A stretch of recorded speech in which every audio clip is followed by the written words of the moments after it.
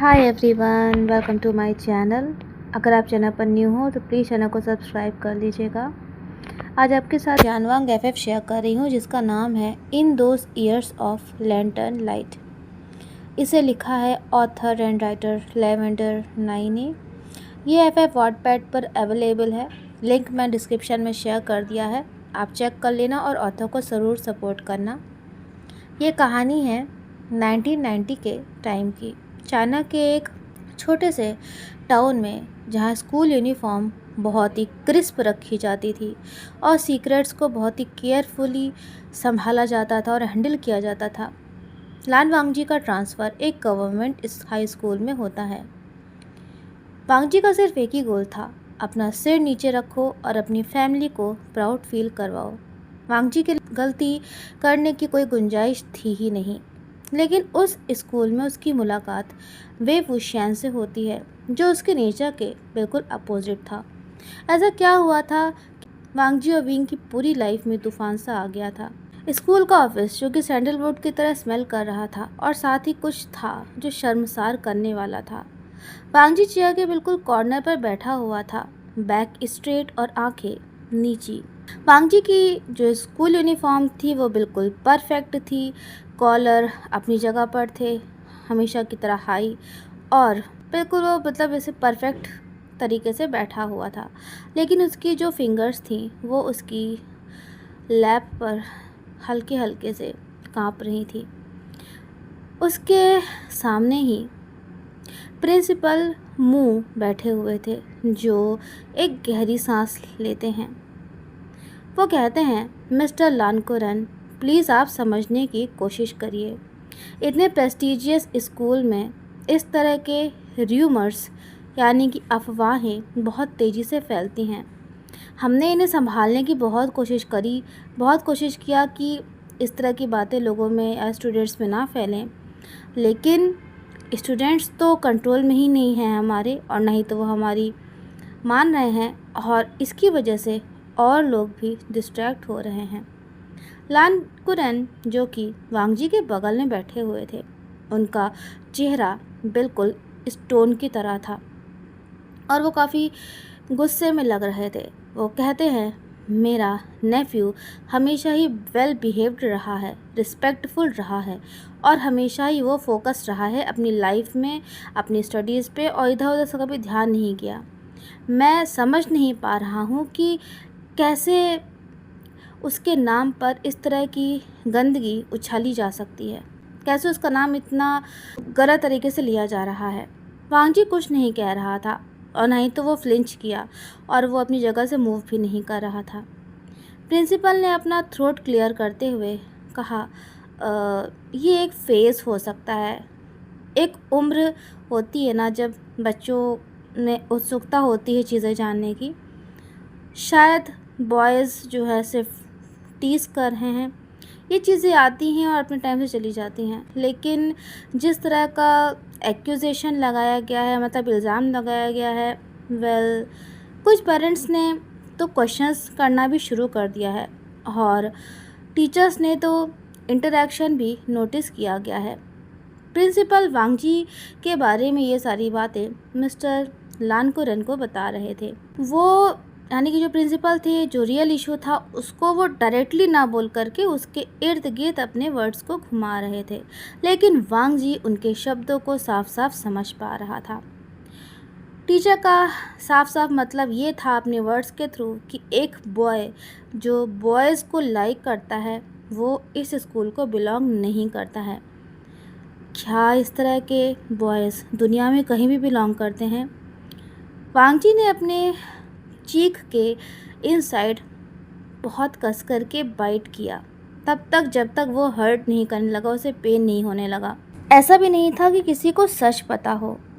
अगर सिर्फ एक र्यूमर यानी कि एक अफवाह उन्हें इतना हर्ट कर सकती थी, तो अगर वो ये चीज़ जान जाते कि ये सब सच था तो वो सब कैसे रिएक्ट करते। लानकुरन काफ़ी ज़्यादा गुस्सा हो गए थे। उन्होंने बहुत ही तेज़ी से अपनी सांस को खींचा। वो बहुत फ्रस्ट्रेटेड लग रहे थे क्योंकि उन्हें इस तरह के बकवास र्यूमर्स की वजह से बहुत ही ज़्यादा गुस्सा आ रहा था, जो कि उनके नेफ्यू के बारे में इधर उधर सब लोग बोल रहे थे। लानकुरैन कहते हैं कि हम इसको देख लेंगे, इस मैटर को, कितना बेकार मैनेजमेंट है। आप सबको तो शर्म आना चाहिए अपने ऊपर। क्या इस तरीके से आप नेक्स्ट जनरेशन को बड़ा कर रहे हो? प्रिंसिपल को तो टाइम ही नहीं दिया लानकुरैन ने कुछ भी बोलने का। लानकुरैन बोले, बस बहुत हुआ वांग जी, इस एनवायरनमेंट से तुरंत रिमूव कर दिया जाएगा। हम लेंस के पास जोक्स करने का टाइम नहीं है। पूरे रूम में साइलेंस छा चुका था। वांग जी की आंखें टेबल पर ही थीं। उसकी हिम्मत नहीं हो रही थी लानकुरैन की ओर देखने की भी, और ना ही तो उसने प्रिंसिपल की ओर देखा। जो शेम थी, जो शर्म की बात थी, वो वांग जी के सीने में बहुत ही गहराई तक अपना असर छोड़ चुकी थी।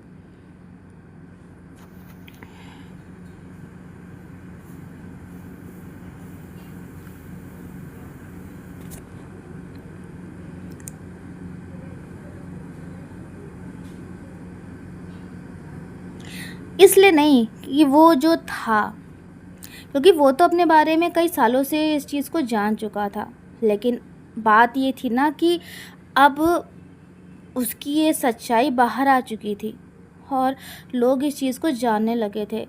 वांग जी मात्र 15 साल का था और उसे कितना कुछ सहना पड़ रहा था। उस वांग जी अपना फर्स्ट मोमेंट याद करता है, जब उसने एक चेंजिंग रूम में एक बॉय को देखा था। उस बॉय के एक्सप्रेशंस बहुत ही सॉफ्ट थे और ये काफ़ी था। और अगले ही दिन लोगों में बातें होना शुरू हो गईं। फ्रीक, कितना अजीब है लान वांग जी, क्या तुमने उसके बारे में सुना? कितना डिस्गस्टिंग है। वांग जी रोया नहीं, तब भी नहीं जब दूसरे स्टूडेंट ने उसे लॉकर रूम में लॉकर के सहारे एकदम से धक्का दे दिया और बहुत गंदी तरीके से उसे ट्रीट किया। वांग जी तभी फ्लिंच नहीं किया जब टीचर ने उसे देख करके अपनी नज़र दूसरी तरफ कर ली। लेकिन ये ऑफिस में ये सब जो कुछ भी हो रहा था, ये वांग जी के लिए बहुत ही ज़्यादा एक बुरे सपने की तरह था, क्योंकि लानकुरैन को यकीन हो गया था कि ये सच था। एक र्यूमर, एक गलती, एक ऐसी चीज़ जिसे सही किया जाना ज़रूरी था।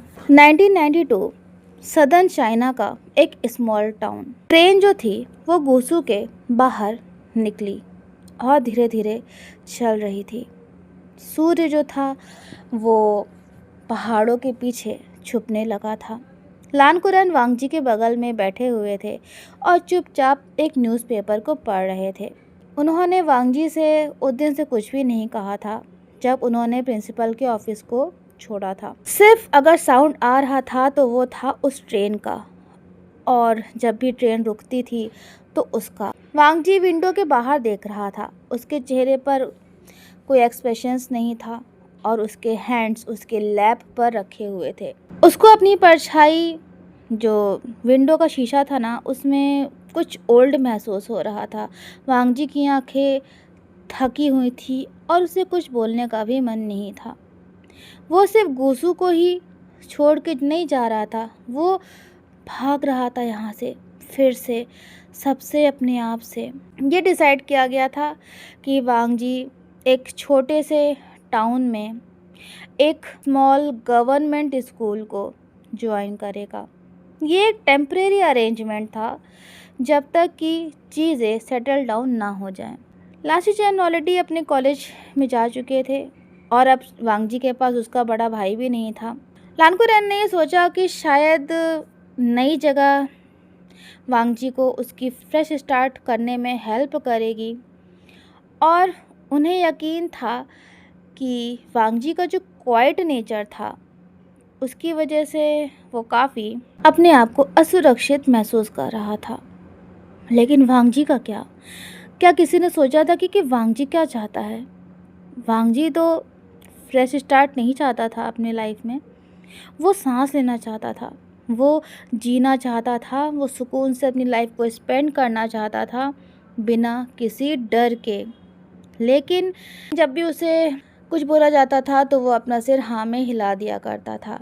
जब भी उसे कहा जाता था तो वो अपने बैग को पैक कर लिया करता था और ऐसे ही वांग जी चुपचाप बिना कुछ बोले ही उस ट्रेन में बैठ गया था जो गुसू से बाहर निकल चुकी थी। जब से वांग जी को यह एहसास हुआ था कि वो मेन को लाइक करता है, मतलब उसे बॉयज़ में इंटरेस्ट है, शुरुआत में तो वांग जी ने इस फीलिंग को इग्नोर किया क्योंकि वो इस चीज़ को मतलब हैंडल नहीं कर पा रहा था।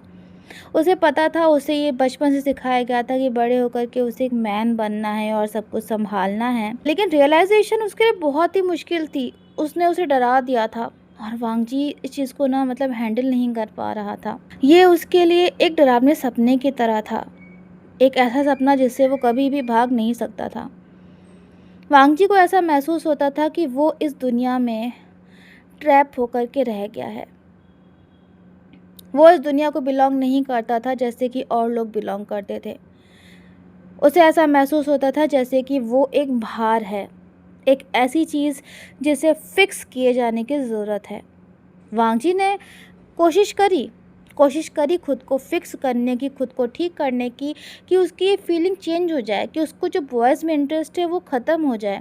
उसने वीमेन को लाइक करने की कोशिश करी, लेकिन ये ऑलमोस्ट इम्पॉसिबल फील हो रहा था। लानकुरन और वांग जी शाम होते होते ही पहुंच गए थे। स्टेशन छोटा सा था और काफ़ी बिजी था, मतलब छोटा था लेकिन वहाँ पे लोग काफ़ी थे। वीमेन अपने सिर पर बास्केट्स रखी हुई थी और चीज़ें सेल कर रही थी। चिल्ड्रन जो थे वो मार्बल्स से खेल रहे थे, उनकी मदर्स भी आसपास थीं, और वेंडर्स जो थे वो लोगों को आवाज़ दे रहे थे, पीनट्स ख़रीद लो, ऑरेंजेस ख़रीद लो। वांग जी चुपचाप लानकुरन के साथ उस ट्रेन से उतरा। उसने अपने बैग को मतलब टाइटली पकड़ा हुआ था। उसके पास सिर्फ 2 यूनिफॉर्म्स थी, एक नोटबुक थी और एक पुराना कैसेट प्लेयर था जो कि उसके बैग में रखा हुआ था। इन सब का तो वेट कुछ भी नहीं था उस चीज़ के मुकाबले, उस फीलिंग के मुकाबले जो वांग जी अपने दिल में महसूस कर रहा था। लानकुरन और वांग जी लैंडलॉर्ड के पास गए जहाँ पे उन्होंने रहने के लिए रूम रेंट पे लिया था। लानकुरन यहाँ पे कुछ दिन के लिए रहने वाले थे, यहाँ पे सब कुछ सेटल करके, ताकि उसके बाद वो गुसू के लिए जा सकें। वांग जी अकेला ही रहता, लेकिन वो घर जहाँ पर वो लोग रेंट पर रह रहे थे वो लानकुरन के एक करीबी दोस्त का था, और साथ ही उस नेबरहुड में कुछ उनके दूर के रिश्तेदार भी थे। तो ज़्यादा चिंता करने की ज़रूरत नहीं थी अगर वांग जी वहाँ अकेले भी रहता। रात के वक्त वांग जी थिन मैट्रेस पर क्रॉस लेग करके बैठ गया। वो अपने रूम की जो छत थी उसकी सीलिंग फ़ैन की ओर देख रहा था, जो कि धीरे धीरे धीरे धीरे मूव कर रहा था राउंड सर्कल में। उस टाउन का जो साइलेंस था वो काफ़ी मतलब बहुत ही अजीब फील हो रहा था, बहुत ज़्यादा क्वाइट था। वांग जी ने अपना कैसेट प्लेयर निकाला, उसे प्ले किया और एक सॉफ्ट इंस्ट्रूमेंटल म्यूज़िक से रूम फिलअप हो गया। ये वो ट्रैक था जो लांशी चैन ने एक बार उसके लिए रिकॉर्ड किया था, यानी कि लांशी चैन ने वांग जी के लिए एक ट्रैक रिकॉर्ड किया था। ये एक क्लासिकल सॉन्ग था जो काफ़ी सूदिंग था, काफ़ी मतलब रिलैक्सिंग था। उस अशांति से काफ़ी अच्छा जो वांग जी के दिल में चल रही थी। वांग जी ने अपनी आंखें क्लोज करी और वो नेक्स्ट मॉर्निंग के आने का इंतज़ार करने लगा। Government higher secondary school number 4। वो वैसा स्कूल बिल्कुल भी नहीं था जैसा वांग जी का पहला वाला स्कूल था। वहाँ का जो पेंट था वो बाहर आने लगा था, विंडोज़ भी काफ़ी पुरानी थी, टीचर्स के चिल्लाने की आवाज़ विंडोज़ के बाहर आ रही थी, और स्कूल का जो एंट्रेंस था वहाँ पर एक डॉग जो था वो सो रहा था, और क्लासरूम्स में काफ़ी सारे स्टूडेंट्स थे। मतलब स्कूल काफ़ी अच्छी कंडीशन में नहीं था। वो प्लेस एक ऐसी प्लेस बिल्कुल भी नहीं थी जहाँ पे लैंस जाना पसंद करते, लेकिन अभी सिचुएशंस कुछ ऐसी थी कि लानकुरन को यहाँ पर वांग जी को लाना ही पड़ा था। लेकिन खैर फिर भी वांग जी उस स्कूल के गेट के थ्रू पास किया। उसके शोल्डर पर बैग था, सिर नीचे की ओर था और धीरे धीरे वो अपने कदमों को आगे बढ़ा रहा था। कुछ स्टूडेंट्स थे जो च्युइंगम खा रहे थे, कुछ ज़मीन पर कार्ड्स प्ले कर रहे थे और काफ़ी शरारतें कर रहे थे। वांगजी जब अपने रूम में पहुंचा तो बेल ऑलरेडी रिंग कर चुकी थी। उसने एक बार नॉक किया। टीचर ने वांगजी की ओर देखा और कहा, न्यू बॉय, अंदर आ जाओ। जितने भी स्टूडेंट्स थे उन सब की नज़रें वांगजी के ऊपर आकर टेक गईं। कुछ क्यूरियस थे, मतलब कुछ जानना चाहते थे कि वांगजी कौन है, कहाँ से आया है। कुछ बोर्ड लग रहे थे, मतलब उन्हें बिल्कुल भी इंटरेस्ट नहीं लग रहा था और कुछ काफ़ी एक्साइटेड थे। टीचर ने बहुत ही लेज़ी वे में बैक बेंच की ओर इशारा करते हुए वांगजी से कहा, तुम वहाँ पर जाकर बैठ जाओ। वांगजी चुपचाप चलता चला जा रहा था, बिना कुछ बोले, किसी से कुछ कहे, तब तक जब तक कि वो विंडो के करीब जो लास्ट बेंच थी वहाँ पर नहीं पहुँच गया। तभी वहाँ पर एक बॉय नज़र आया। उस बॉय ने ऊपर नज़रें की। उसके फेस पर एक ऐसी स्माइल थी जो कि परमिशन के लिए तो बिल्कुल भी नहीं मांग रही थी। वो काफ़ी शरारती लग रहा था और ब्राइट भी लग रहा था, मतलब हंसमुख नेचर का। उस लड़के के हेयर्स थोड़े मैसी थे और उसकी जो टाई थी वो लूज़ थी और उसकी आंखें शरारत से भरी हुई थी। एक सेकंड के लिए वांगजी अपनी जगह पर फ्रोज हो गया। वो बॉय अपने आप को स्ट्रेट करते हुए क्या बोला, अरे आओ आओ, डरो मत, मैं तुम्हें बाइट नहीं करूँगा ज़्यादा। ये सुनते ही जो किड्स थे ना वो हंसने लगे। वांगजी उस बॉय के बगल में चुपचाप बैठ गया। वो उस बॉय से नज़र नहीं मिला रहा था।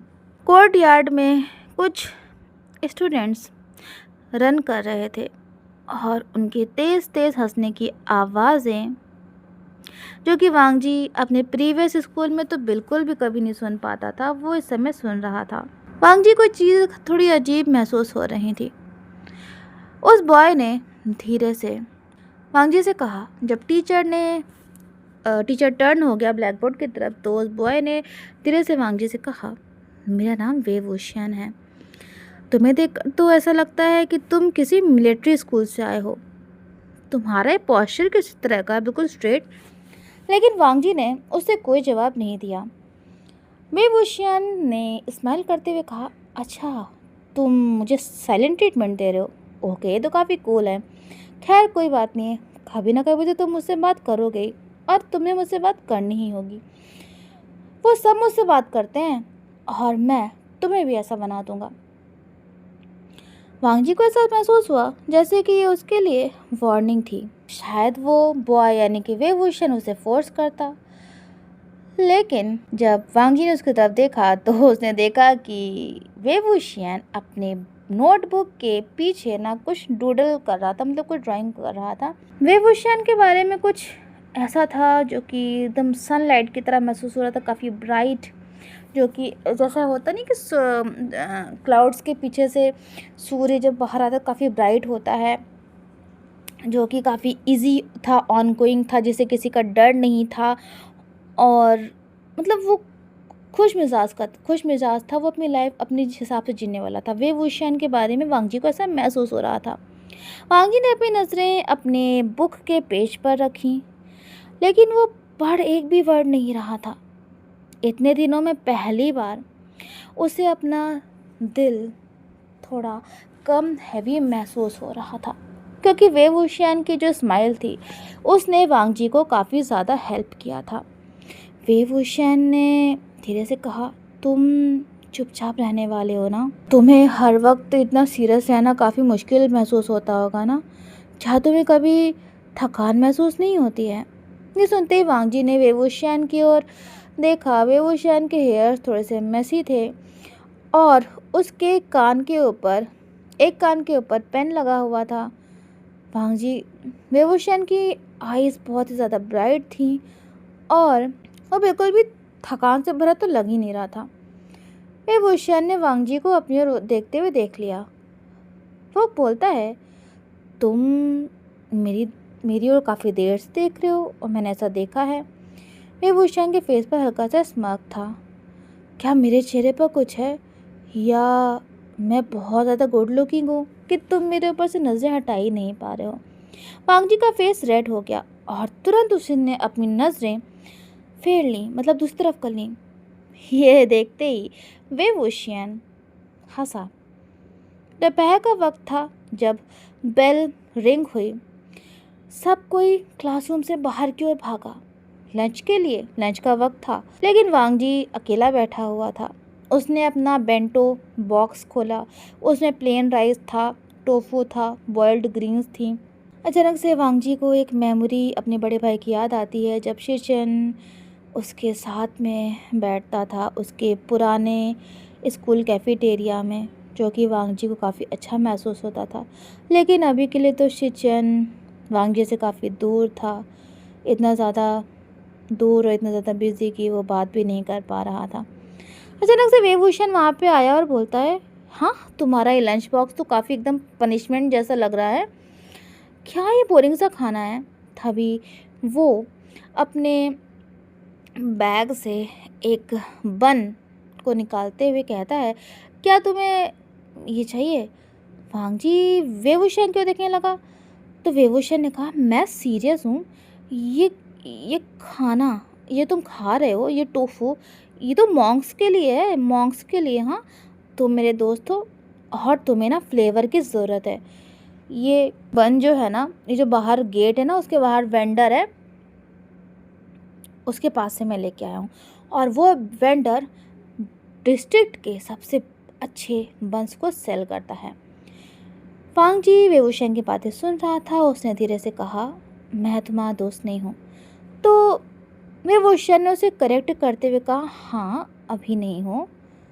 और तभी उसने अपने बन को हाफ में तो मतलब हाफ किया, फुल बन को हाफ किया और वो वांग जी को ऑफ़र करते हुए बोला, लो खा लो। तो वांग जी ने धीरे से कहा, मैं मीट नहीं खाता हूँ। तो विभूषण ने कहा, अच्छा ठीक है, तो फिर तुम्हें वेजिटेबल वाला ले लो। वो हाफ पीस बन विभूषण ने वांग जी की ओर ऑफ़र किया। वांग जी हेजिटेट कर रहा था।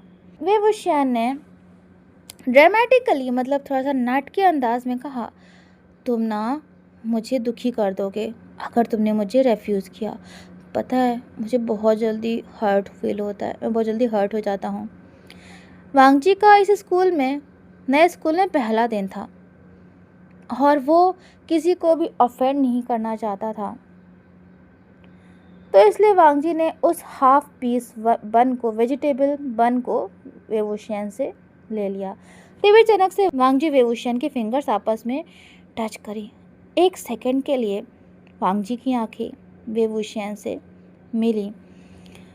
उसने धीरे से कहा, थैंक यू। तो विभूषण ने स्माइल करते हुए कहा, यू आर वेलकम। वांग जी ने उस बन को खाना शुरू किया। वो वार्म था, सॉफ्ट था और हल्का सा स्वीट था, मतलब उसे काफ़ी अच्छा लग रहा था। उस फ्लेवर ने उसे ना स्टार्टल कर दिया था, क्योंकि वांग जी ने कभी इस तरह का तो खाना खाया ही नहीं था। विभूषण कहता है, ये अच्छा है ना? तो वांग जी ने धीरे से अपना सिर हाँ में हिलाया। विभूषण पानी पीने लगा।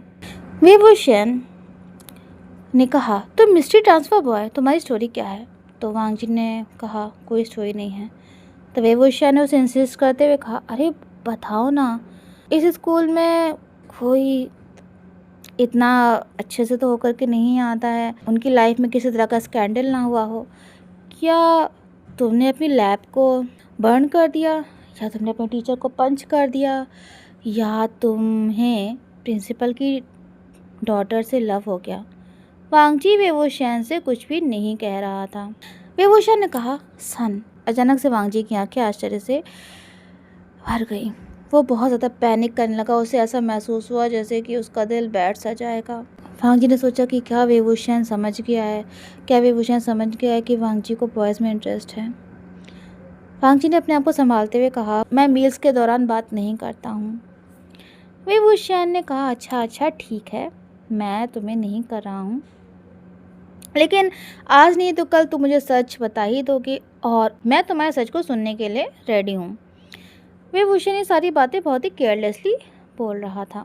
वांगी ने ये चीज़ रियलाइज़ नहीं करी थी, लेकिन पहली बार ऐसा हुआ था कि लंच के टाइम पर उसने अपने भाई को याद नहीं किया था। उस दोपहर उनकी क्लासेस थी। हीट इतनी ज़्यादा थी, गर्मी बहुत ज़्यादा थी, बर्दाश्त के काबिल नहीं थी, बर्दाश्त नहीं हो रही थी।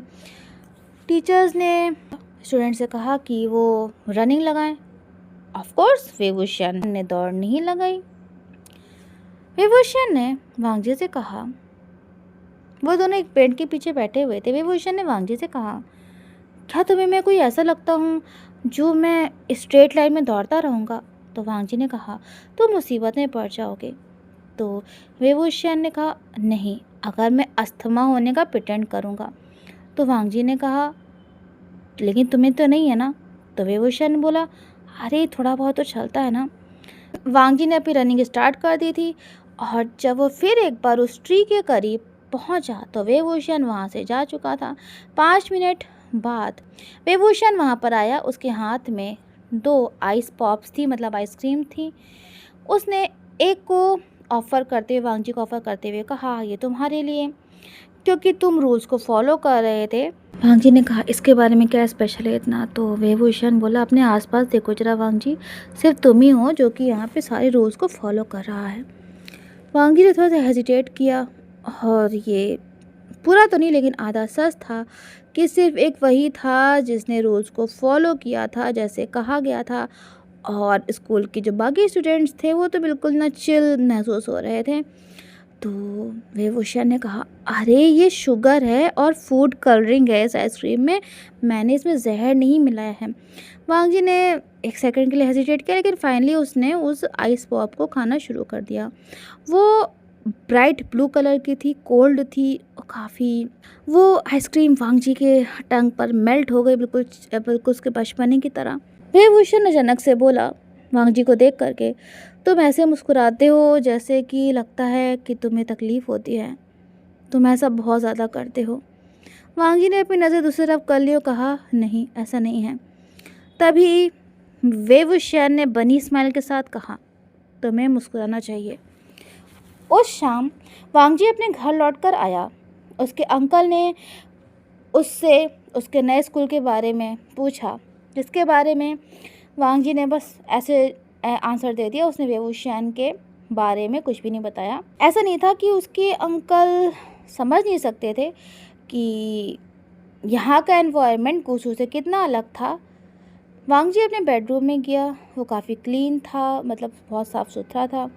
एक सिंगल मैट्रेस थी, एक डेस्क थी और कर्टेन लगा हुआ था। जैसे जैसे रात और ज़्यादा गहरी होने लगी, वांगजी अपने रूम के विंडो के पास काफ़ी लंबे समय तक बैठा रहा। वो दूर चमकती हुई रोशनी को देखता चला जा रहा था जो उन पहाड़ों पर दिख रही थी। काफ़ी ज़्यादा शोर था, गुसू से तो बहुत ही अलग माहौल था, लेकिन उस शोर शराबे में विभूषण हंसा था और उसकी वो आवाज़ वांगजी अभी भी महसूस कर पा रहा था। विभूषण की वो बनी स्माइल बहुत ब्यूटीफुल थी, लेकिन वो बॉय यानी कि विभूषण काफ़ी ट्रबल मेकर था, मतलब मुसीबतें खड़े करने वाला था। एक ऐसा पर्सन तो बिल्कुल भी नहीं था जिससे वांगजी दोस्ती कर सकता था। उस रात वांगजी अपनी मैट्रेस पर लेटा। वो अपने रूम के सीलिंग फ़ैन की ओर देख रहा था जो कि धीरे धीरे मूव कर रहा था। वांगजी काफ़ी सारे चीज़ों को सोच रहा था। ये स्कूल उसकी लाइफ में एक नई शुरुआत की तरह होने वाला था, लेकिन कब तक वो अपने आप को फिर से नोटिस में आने से रोक पाएगा? अगर विभूषण ने ये चीज़ नोटिस कर ली, अगर विभूषण ने समझ लिया कि वांगजी किस तरह का है, अगर ऐसा हुआ कि अगर विभूषण ने भी उसकी तरफ स्माइल किया और फिर वांगजी ने भी उसकी तरफ देखकर स्माइल कर दिया, अगर वांगजी खुद को संभाल नहीं पाया और इस बार वांगजी के पास कोई रास्ता नहीं था भागने का, उसका सच इस बार सामने आ ही जाना था, जिस सच को वो छुपाने की कोशिश कर रहा था। सो फ्रेंड्स, कैसा लगा आपको ये एफएफ ज़रूर बताइएगा और प्लीज़ यार मेरे चैनल को सब्सक्राइब कर लीजिएगा, ऑथर को ज़रूर सपोर्ट करिएगा। ये स्टोरी काफ़ी अच्छी है, तो प्लीज़ ऑथर को सपोर्ट करिएगा। ओके, तो फिर अभी के लिए bye bye everyone. Next part के साथ आप सबसे जल्दी मिलूँगी।